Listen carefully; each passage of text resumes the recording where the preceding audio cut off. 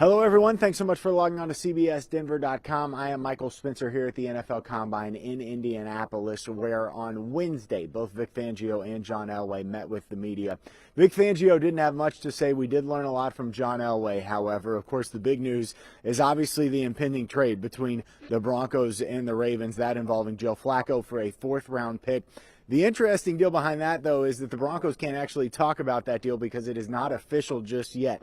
It won't become official until March 13th. That is when the new league year starts. So Vic Fangio had to dodge questions about Joe Flacco. At one point, he was asked, when you were a defensive coordinator, what were the difficulties that you had in planning to face a guy like Joe Flacco? And he just kind of smiled, said, hey, look, I appreciate the effort, but I'm going to dodge that question so as not to get in trouble with the NFL for saying something that he shouldn't say.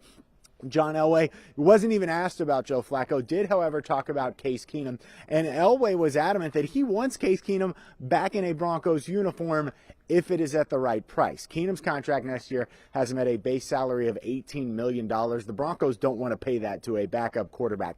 They do, however, owe Keenum $7 million in guaranteed money. So if they cut him, they'd still have to pay him the $7 million, plus there would be a $10 million cap hit.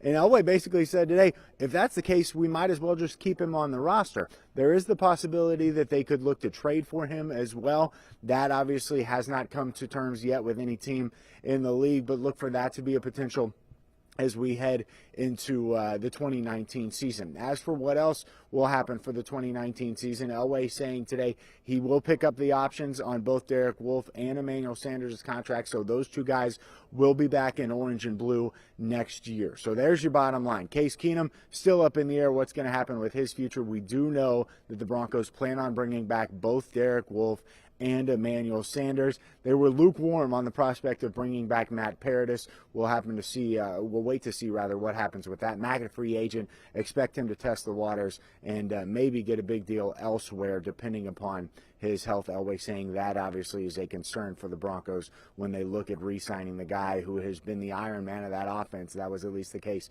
before he got hurt in the 2018 season. So that is your wrap-up here for what's going on in Indianapolis. Coming up the next couple of days, the scouting part of the scouting combine will actually take place as the players and all their different position groups roll through here on Thursday, Friday, Saturday, and Sunday and work out before the 32 NFL teams here in Indianapolis.